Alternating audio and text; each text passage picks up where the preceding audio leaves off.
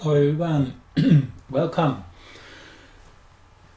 February the 20th today. Well, these are truly extraordinary times we're living in. I guess this now has become clear to each and everyone living on this planet. I mean, this is highly unusual stuff going on. And naturally, astrology is mirroring all that in most beautiful and amazing ways, really. I mean, an unprecedented alignments. Just to say, I mean, we can approach this from so many angles. Well, let's just, for a minute, before we go into my main theme of the heliocentric Venus-Mars cycle, which just started today again with a new round. The last one was started a little less than a year ago, on March 12, 2024, when Venus and Mars and Pluto had a narrow conjunction, that very first degree of Aquarius. Just look back the last 11 months. It's been a really great journey into this Aquarian energy on all different levels. You can name it. This was a beautiful chart here with the Jupiter-Uranus conjunction just pending here in heliocentric 2 with Mercury involved, and naturally also Sedna, the one who's opening the vaults to all the secrets and long forgotten history stories and all of that. So this was a great 11 month we were in, and we are getting into a quite a different but nevertheless very intense 11 month phase again. That's how long it takes for Venus to go ahead of Mars and eventually catch up with it again in another sign, naturally.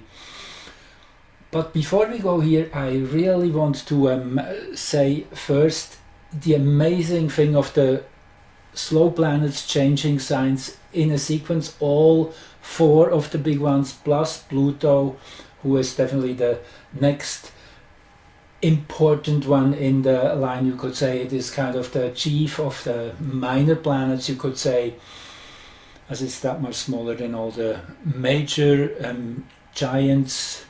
Just think Jupiter 150,000 kilometers diameter, Saturn about 120, then Uranus about 50,000, 30,000 kilometers around Neptune, and then down to whatever 2,500, 3,000 kilometers for Pluto.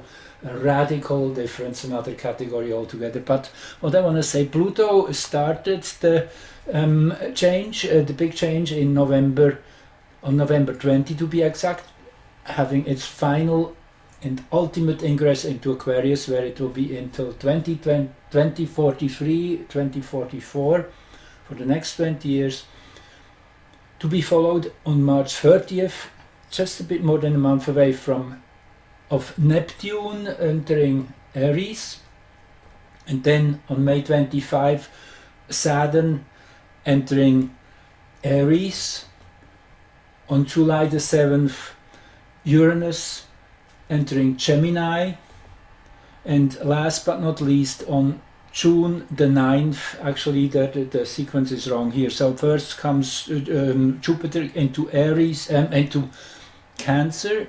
A very beautiful placement, by the way, but before Jupiter enters Cancer, naturally there is quite some chaos. It's that Jupiter Gemini energy which can be quite jittery, and really interference is the title Crowley gave to this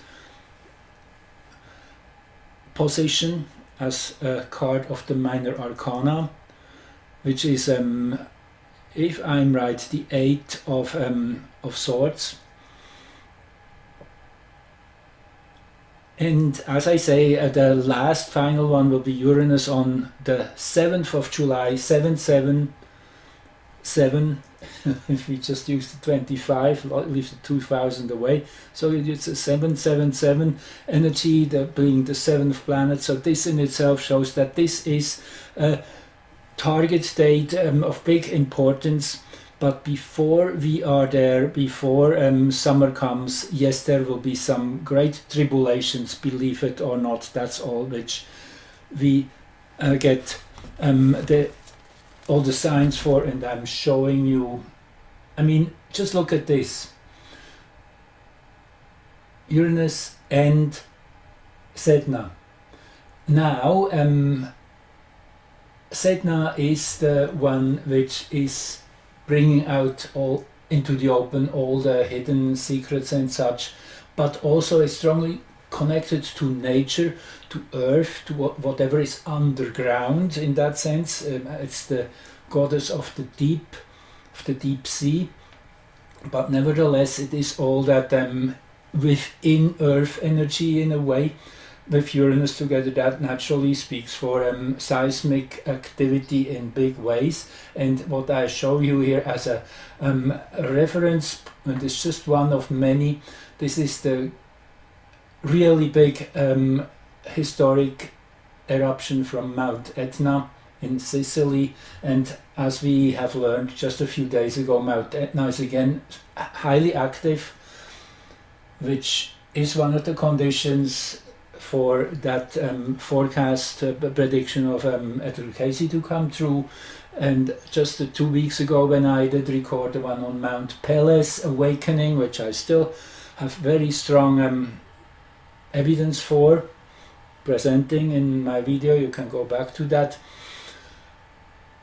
Anyway, this is the second volcano which has to be active together with Mount Pelés, so Mount Etna is quite recently active. However, this is a unusually big eruption. Actually, it still is remembered more than 3.5 centuries since thousands of people died on that day on March 11, 1669. And here you have it, Uranus, Sedna, here in further company of Chiron,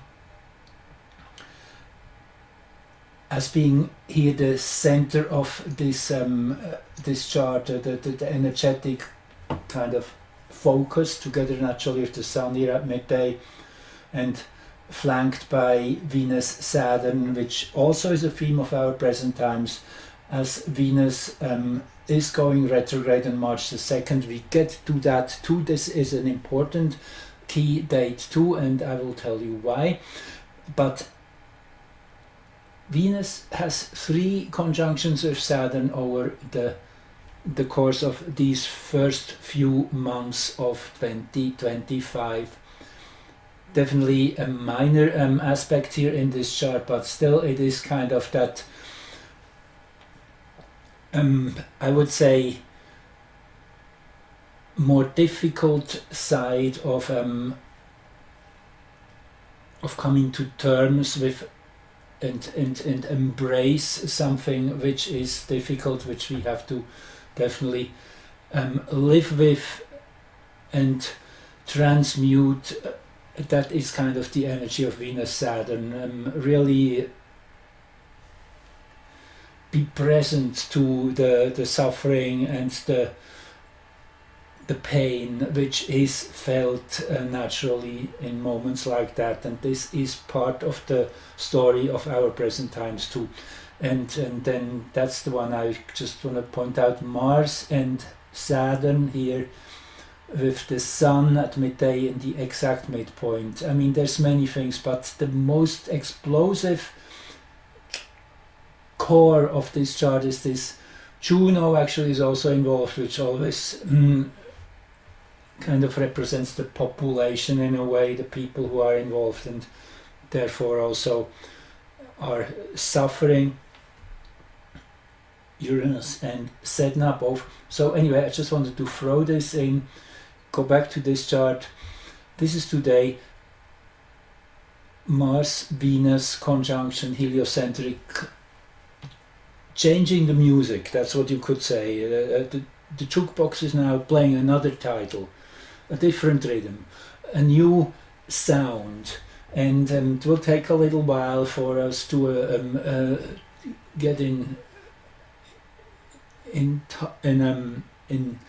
that new rhythm, to go a new pace, but the music has changed. That's how I see heliocentric astrology. It's changing of the frequency band, and then as this is received on planet Earth, and then let's just have this picture quickly. That is that same moment, geocentric. Now what really stands out, again, I just really want to focus on my storyline here. There's many more things I could say, even just about this chart. Look at the beautiful geometry here. It's that 4, 3, 5, or in other words 3, 4, 5 signs. That means a square, a trine, and a quincunx or an inconjunct. Earth, Pluto, and Sedna. So this is kind of the key theme. This is the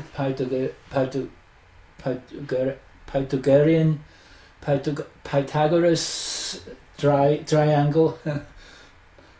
Pythagorean, I guess that's the way it's pronounced, Pythagorean triangle 3, 4, 5. So this is always a most powerful structure, and this appears with the Earth in the second degree here of Virgo, naturally Sun on the other side, if we look from Earth, in that strong T-square with Uranus and Sedna at the center of the chart, with still Taurus in midheaven, Scorpio at the root. So this really speaks for a transformation in big ways. Deucalion here too. Deucalion, that's the energy similar to Noah, who has foreknowing and prepares for something which nobody really knows yet what it is, but there is this energy of preparing for something big, which is definitely around. And it was interesting that just a few days ago this story here was released, which I will get more into in a few days in another video. Actually, I want to really cover that. I don't know if you can read it. Just a quick announcement. So there is this asteroid 2024 by R4, which is having its closest approach to Earth on December 22nd, 2032, and they have calculated 2.2% chance of hitting the Earth. It's about an 80-meter object, so this would be very devastating, at least locally where this would impact. At this time the chance is only 2.2%, but I did the chart and it's quite interesting too.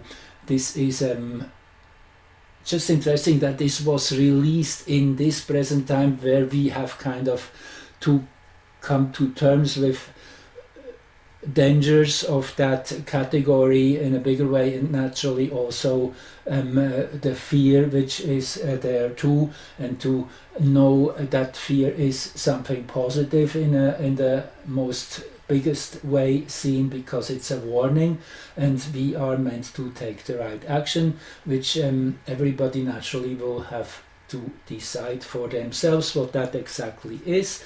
But it is facing danger, facing the possibility of something magnanimous to be coming our way, is definitely not a bad thing to contemplate. And this chart definitely hints, and it's again one of many which shows similar frequencies. And here now I want to look at the geocentric expression of this chart. Now what is really special is that, as you see, it involves Venus and Mars. Now from Earth's perspective, Venus is here just something like 2 weeks away from turning retrograde on the 2nd of March, so it is in its ultimate glory, you could say. It just had its beautiful few months of being a bright and well admired evening star, which is the higher evolution of Venus, which comes towards the end of its whatever, I guess it's around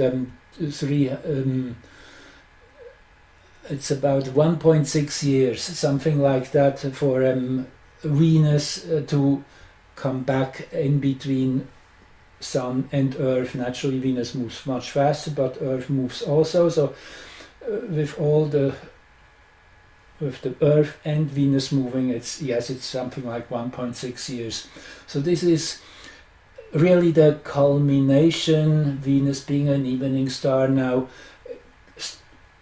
moving much slower than the Sun already. So the Sun is catching up. The Venus is getting in line to disappear. Between Sun and Earth kind of coming in front of the Sun, and therefore not receiving that much light from the Sun, and therefore right now only appearing as a very thin sickle, like a sickle moon, but a sickle planet one needs naturally a bit of a little telescope or something to see that, and it's difficult to observe because it's already quite close to the Sun. Anyway, the long story short, Venus, I did make some notes. So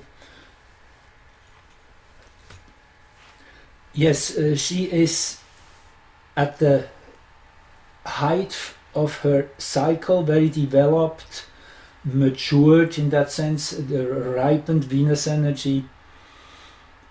And the beauty of it is she is in Aries, and Aries being the sign of leadership, of going first, pioneering into new grounds, and that being the sign where that culmination happens presently.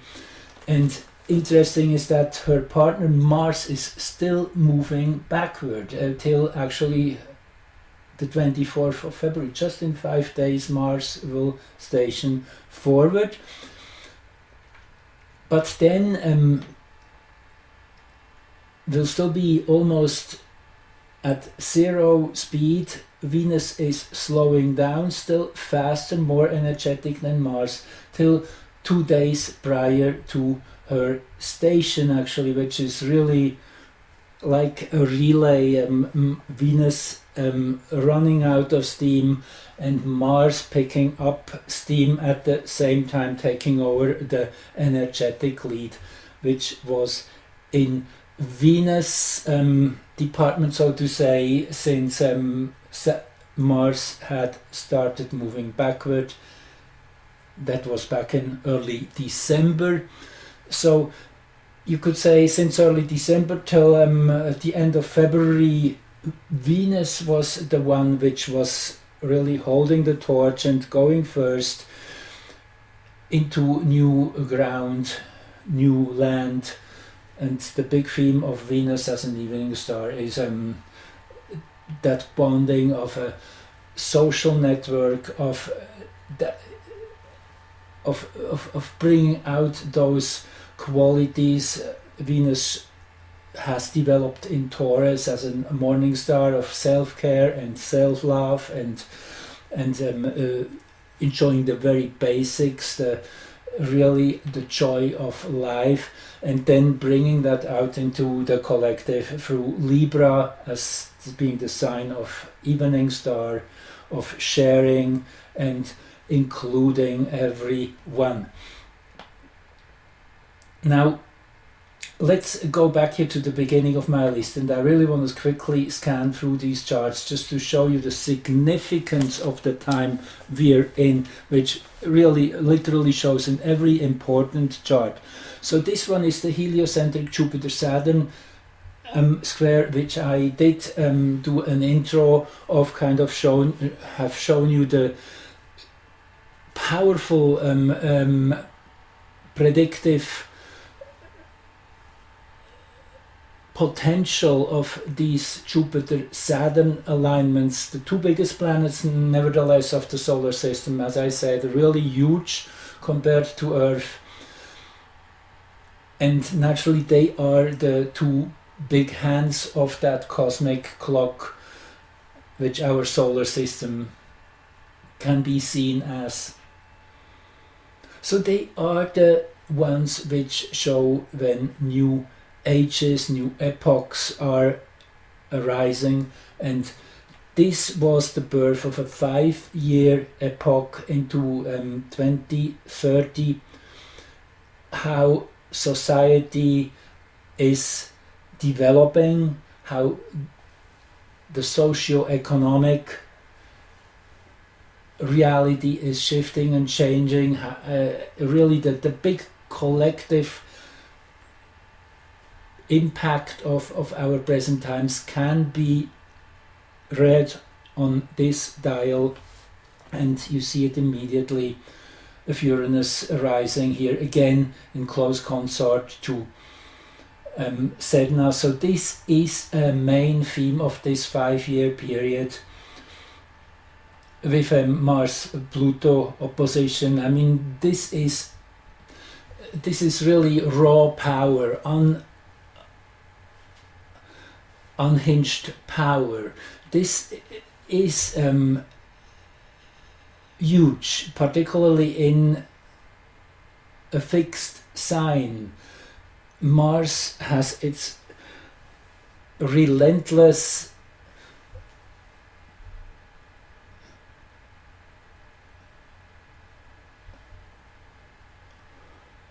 it's an intention, a relentless intention to go in the right direction, and then actually Mars here very close to planet Earth, which really receives all that impact. And just think again, yes, as I said, Mars has been going backwards since early December and just is now taking the lead by the end of March and end of February, sorry, by moving faster as seen from Earth again from now on till quite a while in the future, when then Venus comes out of her retrogradation, which goes into April and starts slowly moving forward again, because Venus is usually the faster one. That is naturally the case as it's much closer to the Sun. But another beautiful detail of this chart is Jupiter here at the cusp of the second house. Just think of the big windfall, I should say, the people in the United States are experiencing these days, of all these corrupted millions and billions of dollars now all of a sudden filling the coffers of the nation again, even to the degree that now there's in discussion that every American citizen will receive a check of $5,000. We will see if this materializes. It's all really sounding great, and it is that Jupiter in the second house with Venus together, which is really starting to show in that sense that abundance is waiting. It's not far away. It's really a matter of allowing it to arise. And naturally, this is the two main players. You see, I didn't really point this out. Saturn and Jupiter in these 5 years. Jupiter has moved ahead 90 degrees from Saturn. They had their original conjunction in December 2020 here in the first degree of Aquarius. That were the first 5 years, the initial ones of this 20-year cycle, which leads us into 2020-40. But we have now arrived at the second scene of this 20-year cycle, which has 4 seasons, as all cycles do. So we are now in the confrontational phase. As we were first building the story, the first 5 years laying the foundations, now the confrontation is in, and then the next 5 years into 2035 will be the ones of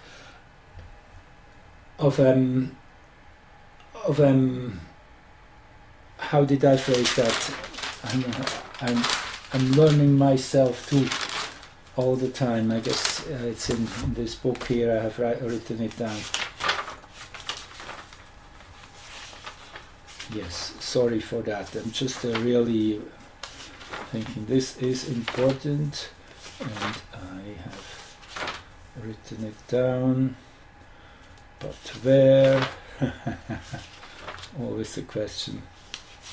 Well, it is, yeah, I should, I don't see it right now, but this is, these are 4 big stations, and we are definitely now at the one which is starting with a direct confrontation of these basic forces, which started in 2020 in December. So, okay, let's just move along here quickly to show how the energy builds has built. February the 2nd, the moon was closest to Earth, and again these are 2 most important moments when the moon is closest and farthest.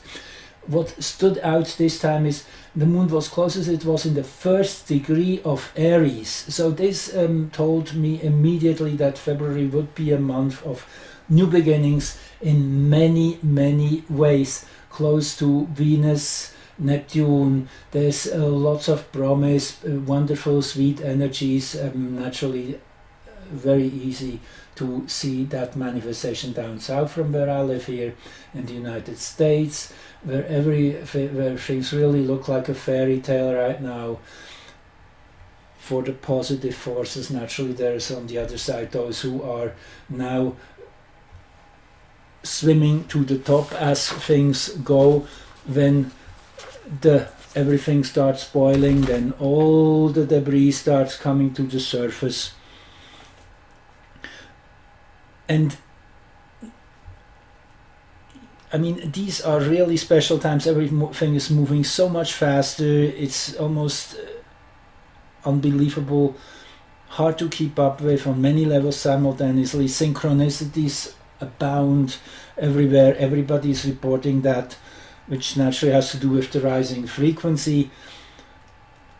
The coherence field is building, that we are more and more falling in line with one another in a the resonance of many tuned instruments in one room. You just play one string and they all start humming.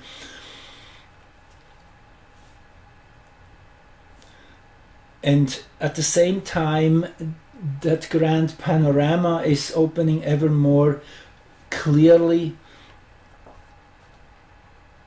It's the opening of all the vaults, all information is at hand these days. I mean, it's unbelievable, the abundance of wisdom, knowledge, everything. And naturally, wisdom is really the one which is based on experience, whereas information is can be, actually that is the dividing line between human and AI. As humans, we are able to build wisdom through experience, versus the artificial intelligence, whatever you call it, intelligence. I sometimes like more to call it artificial stupidity, AS, as it's really just a parroting what others have said. That there's no real heartfelt connection to the what is shared, what is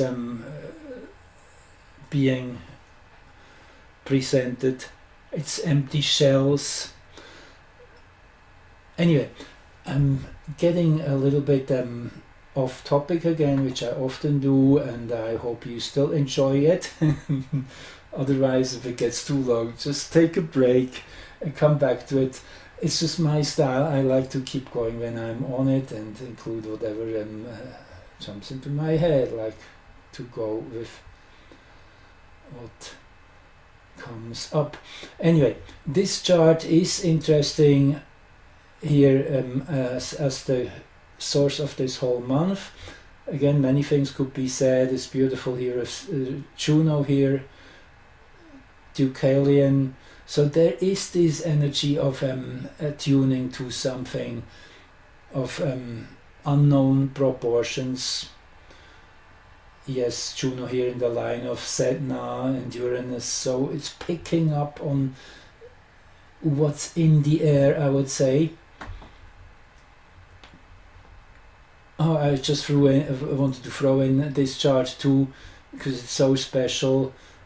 Actually, you see here the moon perigee has the 23rd degree of Virgo, again one of these synchronicities, and here with the Sun Ceres conjunction here at 20 and the 27th degree of Aquarius.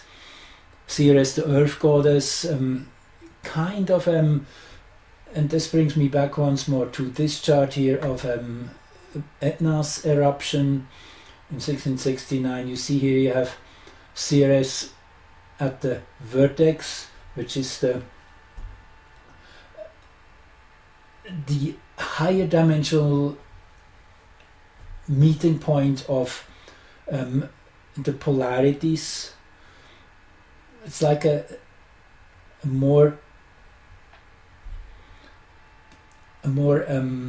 spiritual point in a way.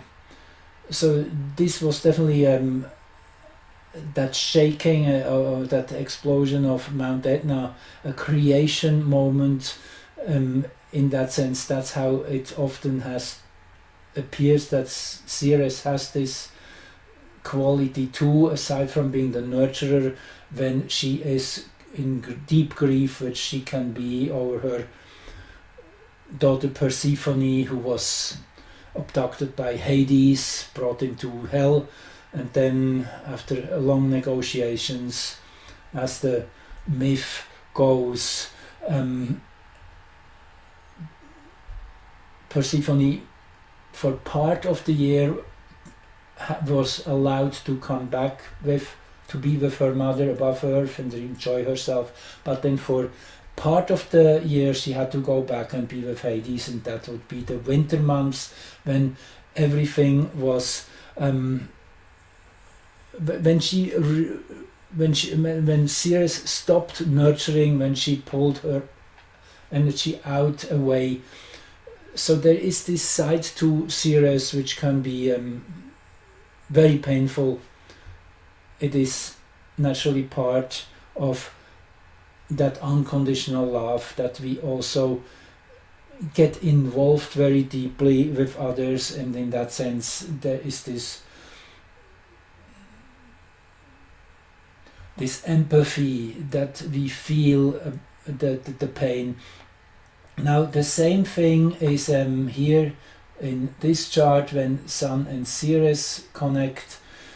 Mars here at the center, this gives another indication, yes, something is brewing. Mars is the one who is given the role as executor of this energy charge having been delivered to Ceres by the Sun, and the Moon here, as I said, 23rd degree of Virgo, linking into this other chart. And then here you have the Moon closest to Earth. That was just a couple days ago now. Now we're getting closer to now. And that was again in the first degree of a sign. This time it was Scorpio. Okay, now it's getting more intense. That's definitely the clear message here in that beautiful T-square here with Pluto and Pallas, who's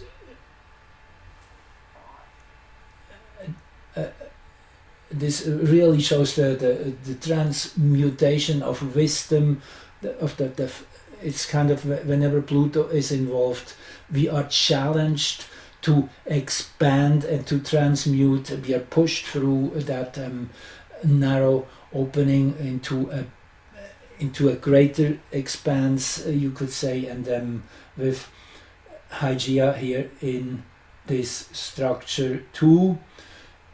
It's about health and well-being and serendipity, all of that. So, but the intensity is definitely rising. We can feel it. The black moon also approaching here, Scorpio soon. Now, Yes, I wanna, yeah, just maybe a couple more sentences. The black moon is the median.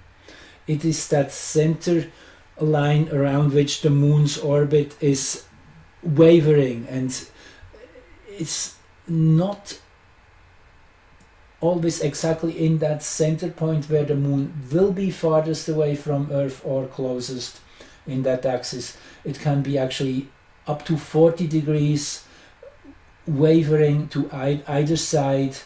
That is kind of the wild nature of the lunar orbits. Shift, constant shift, like waves on an ocean. That center point is which holds the most energy. However, when the moon is actually at the farthest, this is then that real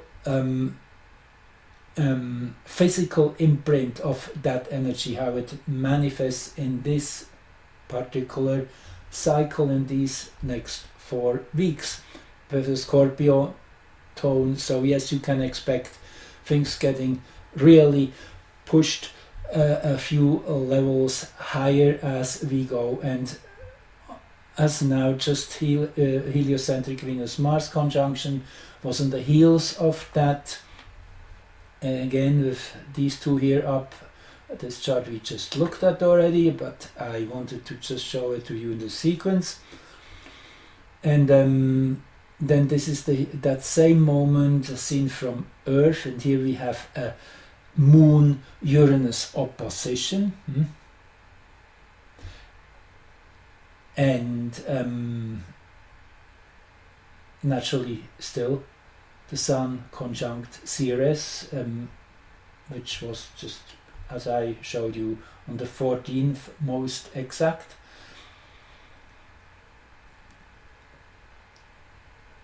And yeah, there's a lot going on in this chart too. Then this is the waning half moon, just that is then as we speak today. Moon square the Sun, and the midpoint of the two is at 17 degrees and 19 minutes. And look who's on the other side here, Mars.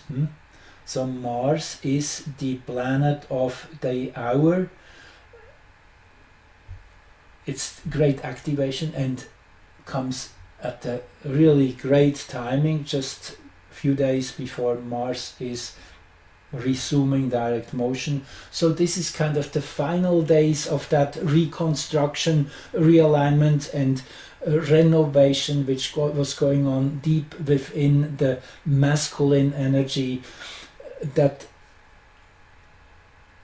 masculine energy which we want to transform from its lower frequency band, which is war and aggression and conflict and all of that, to a higher level of the sacred masculine, who takes the authority to shift things into the right direction, to have the courage and the strong intention to do good, to do the right thing, to heal the community, the family, the tribe, and bring the house in order. That is that Cancer placement.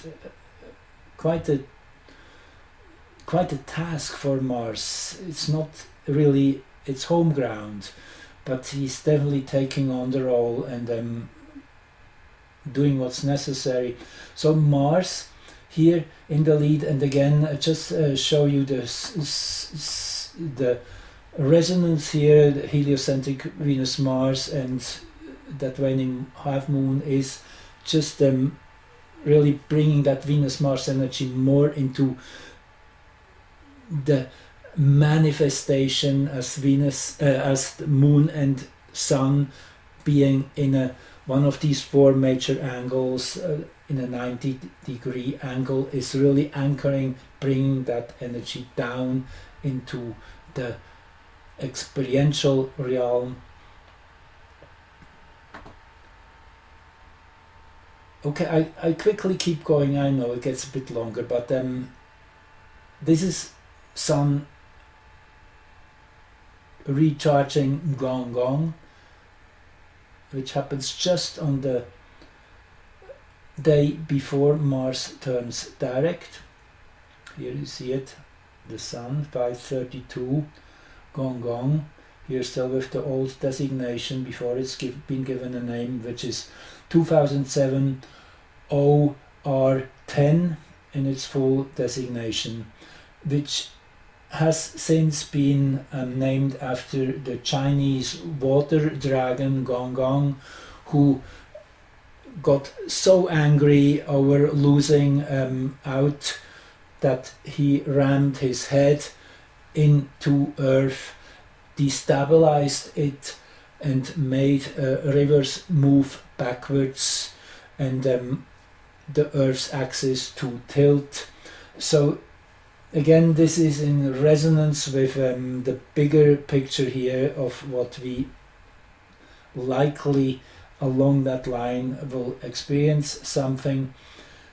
I found it interesting that when this will be exact, this alignment, you again has Pluto in pole position together with the black moon, Zeus, the one which is related to shock, thunder, sudden electric energy being released. The moon in opposition to Mars here applying. Here also with Venus and Chiron's involvement. Yes, this chart has some charge in it, no question. Also Aries here at the 7th house cusp, who is in that sense the hero energy of going through adverse moments of confrontation, of conflict, for the sake of a greater truth to come in. Now, interesting that this same moment, I did present that in my Mount Pele story, where I showed these charts which are indicating that this volcano is about to wake up. I'm guessing it will be by mid-April when we definitely start seeing serious signs. This Gong-gong Sun conjunction, yes, exactly at the 7th house cusp, if we choose the location of Mount Pele on Martinique, north of South America, with the Sun exactly at sunset point, the most powerful interaction between the polarities. The sunset is when the energies are at highest, and again here this duo here really high up in the chart together with Jupiter. We will see, but then the 24th day after that Sun Gong-gong conjunction, naturally the Mars station chart, which really puts a seed in the ground for how Mars will express himself through these coming roughly 2 years. That's how long a Mars Earth Sun cycle lasts, about 26 months or so. And you see, it is really just within hours of the Sun Gong-gong conjunction, which had the moon at 12 degrees 22. So this is a key signature of this Mars direction change, is the Sun Gong-gong conjunction. So it will be one of the expressions of this Martian energy and naturally the moon even more close to the opposition of Mars. So yeah, I mean, everything points towards Mars really starting to show its sword, its tools, its intentions, its power, the sacred masculine to come finally showing itself in its big stature of this is what is right, that's what I stand up for. And that is naturally coming home with each and every human being. We all have that choice of being true to ourselves, being true to what we know, of what we see, and not play games anymore. That's what this chart shows with the Sag rising. Particularly, this is really an adventure we're on. Yes, the sun here in the T-square, again with Gong-gong. I mean, yes, it can't be more pronounced. You see, it's really very obvious. This Gong-gong character will play a major role in what's to come in the next few months. Okay, now we're a few days into Mars moving forward, and that is actually the moment when Mars is starting to move faster than Venus, what I mentioned earlier. I did my calculations. Let me see, this now has disappeared again. Well, I won't bother you with that, maybe I should. As I have it in mind, I have it out here actually, just it's not that far away. Here you have it. So I did use the True Node website, which is one of my friends' site where you can calculate all planets, asteroids. Jonathan Dunn is his name. A wonderful astrologer, giving something for the benefit of everyone. The most exact ephemeris, star calculation, planet calculation. So here, that is what I came up with. This was the moment when Venus is starting to move slower, coming close to her change of direction, versus Mars just coming out of retrogradation a few days ago and now starting to take over, moving faster. So I found this was a critical moment, that relay. And here you see Mars, the moon in conjunction with Saturn.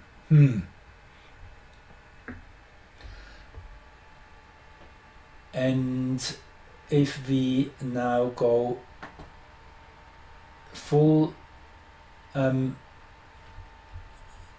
circle, so to say, to that moment when then Venus is going into retrogradation, which is in a way the moment of sacrifice of, and I did make a few keynotes. It's kind of Venus dies into the sun. That's kind of the myth. She disappears. She is getting swallowed by the light. So it's that having reached the end of that cycle, that ripened Venus energy, so full of compassion and wanting to be there for whomever is in our sphere of influence, and it's our loved ones, our friends, our nation, our children, our parents, grandparents, all of that, all those whom we have strong emotional connections. And all of that is now coming full circle, and then we will start again after Venus comes back out on the other side as a morning star, starts again as young and fresh in that sense, just truly first caring for oneself and one's own pleasure. So anyway, the long story short, this is when Venus is sacrificing herself, and at the same time it is symbolic for